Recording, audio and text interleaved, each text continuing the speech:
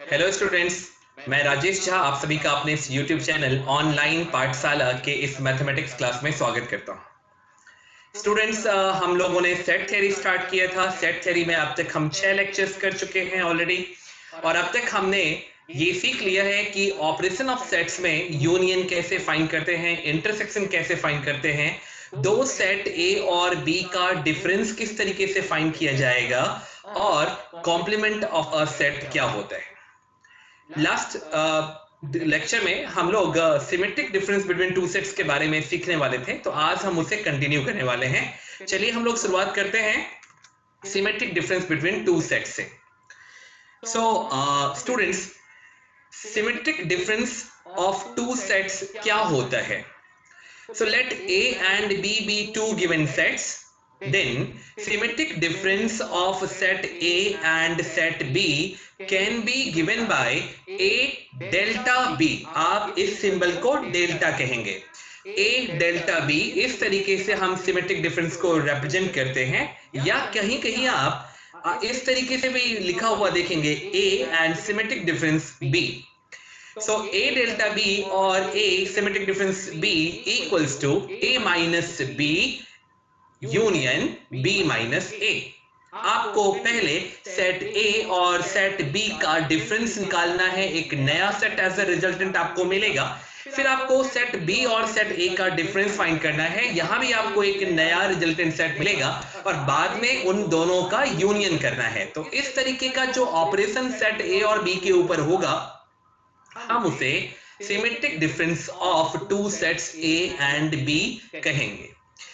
या फिर आप एक दूसरा तरीका भी यहां पर लगा सकते हैं, और ये एक ज्यादा पॉपुलर तरीका है, आसान तरीका है, और वो ये है कि A delta B equals to A union B minus A intersection B.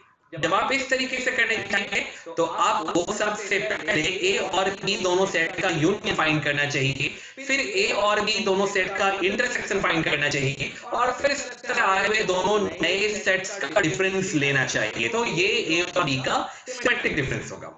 मैं एक एग्जांपल से ये बात भी दिखाना चाहूंगा आपको। आज के क्लास में हम लोग इस बात को सीखने का प्रयत्न करेंगे कि क्या ये जो पहले मेंशन्ड तरीका है, the first way A delta B, that is A minus B union B minus A, and the second method A delta B, that is A union B minus A intersection B, is there any kind of difference between the two?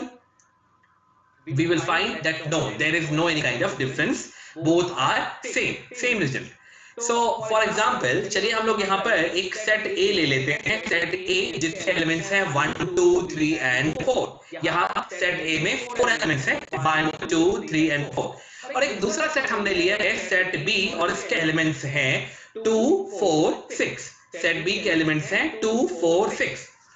तो A delta B क्या होगा? How will we obtain A delta B? Means the symmetric difference between A and B. So as we know that A delta B is equals to A minus B union B minus A. तो हम सबसे पहले A minus B find करना चाहेंगे यहाँ पर, और फिर B minus A, और उसके बाद फिर हम दोनों सेट का यूनियन फाइंड करेंगे। So A minus B, A minus B हमने सीखा है लेक्चर 6 में, प्रीवियस वीडियो लेक्चर में, कि A minus B is equals to A minus A intersection B. A minus B equals to A minus A intersection B. What it means? It means we will remove all such elements from set A which is present in A and B both. दोनों में जो present है हम उसको बाहर कर देंगे। So as just set A is having 1 2 3 4 elements, and set B is having 2 4 6, these three elements. So the common element between A and B will be 2 and 4, and we will remove it from set A and we'll get 1 and 3. So A minus B equals to 1 and 3. Now B minus A, B minus A stands for B minus B intersection A. So B minus A is equals to B minus B intersection A, and B is having element 2 4 6, A is having element 1 2 3 4. So the common element between B and A will be 2 and 4. So when you remove 2 and 4 from this 2 4 6, means B minus B intersection A you will perform, you will get 6 here, means B minus A will be 6. तो इस तरीके से हमारे पास अब A minus B भी है और B minus A भी है। चलिए अब हम A डेल्टा B फाइंड करते हैं यहाँ पर। तो A डेल्टा B फाइंड करने के लिए हमें लिखना होगा A minus B union B minus A। और हम जानते हैं कि A माइनस B हमने फाइंड किया है अभी 1,3 और B माइनस A हमने फाइंड किया है 6। तो अगर हम दोनों का यूनियन करेंगे तो क्या रिजल्ट आएगा बच्चों? तो आपका जवाब होगा A 1,3 यूनियन 6 का रिजल्ट नया सेट 1,3,6 होगा। और इस तरीके से हम लोगों ने फाइंड कर लिया है A डेल्टा B। ये A डेल्टा B है, हमने A डेल्टा B इस तरीके से फाइंड कर लिया। जैसा मैंने आपको पहले बताया कि A डेल्टा B फाइंड करने के लिए हमारे पास एक दूसरा तरीका भी है, और वो क्या तरीका है? तो वो तरीका है A delta B is equals to A union B minus A intersection B। चलिए हम लोग उसको भी समझने का प्रयास करते हैं। So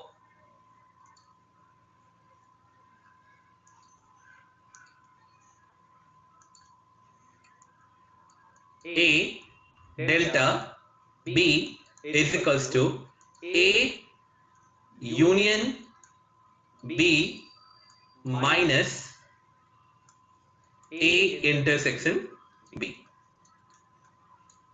प्रीवियस पेज से देखें तो हमें पता है कि सेट A है जिसका सेट A में एलिमेंट 1 2 3 4 है और सेट B में एलिमेंट 2 4 6 है। चलिए इन बातों को कॉपी कर लेते हैं। A equals to 1 2 3 4 and B equals to 2 4 6। तो अगर हम A यूनियन B फाइंड करेंगे सो A यूनियन B क्या रिप्लाई होगा आपका? अगर आपसे पूछा जाता है कि A यूनियन B क्या होगा तो आप क्या रिप्लाई करेंगे? Of course A union B का मतलब आप सेट A के सारे एलिमेंट लेने वाले हैं, सेट B के भी सारे एलिमेंट लेने वाले हैं, और जो एलिमेंट रिपीटेड हो रहा है वो आप सिंगल टाइम लेने वाले हैं, यानी आइदर A और B। तो आप 1 लेंगे, फिर 2 3 भी लेना है आपको, 4 लेना है,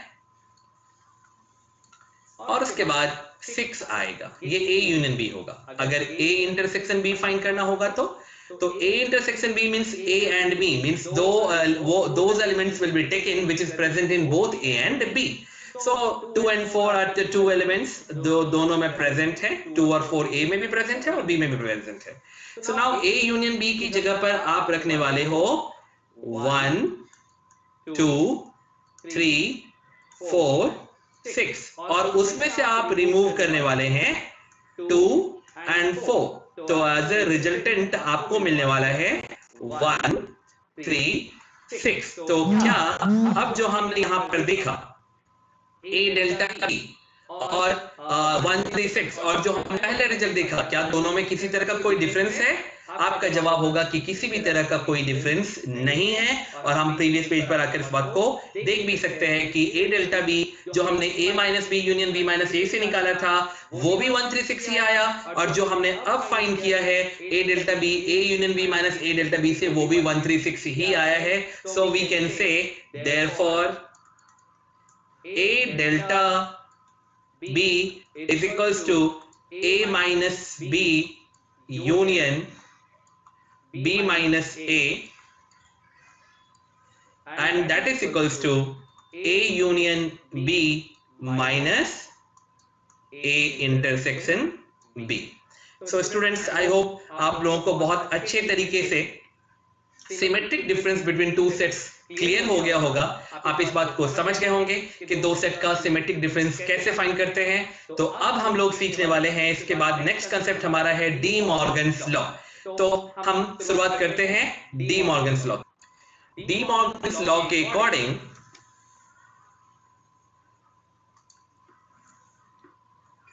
डी मॉर्गन्स लॉ हम लोग यहां सीखने वाले हैं। D Morgan's law.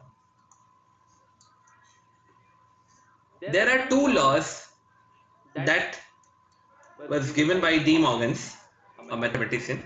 The first is A union B complement, complement of A union B. आप ऐसे भी लिख सकते हैं, या फिर you can write A union B complement.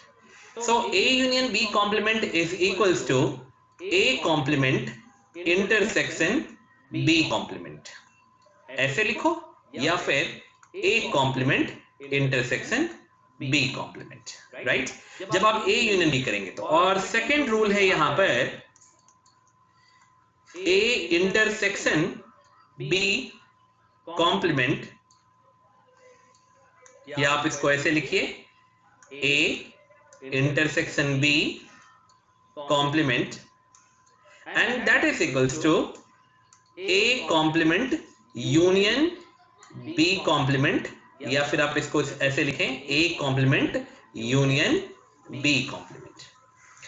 ये डी मॉर्गन्स लॉ है, और इस लॉ को हम एक एग्जाम्पल से प्रूव करने का प्रयास करेंगे, सीखने का प्रयास करेंगे। सो एग्जाम्पल, हम इसका वेरिफिकेशन करके देखते हैं। Let A equals to 1 2 3 4 and B equals to 2 4 6. So therefore A union B equals to 1 2 3 4 6, 1 2 3 4 6, and A intersection B is equals to 2 comma 4. Let U equals to 1 2 3 4 5 6 7 8 9 and 10 be a universal set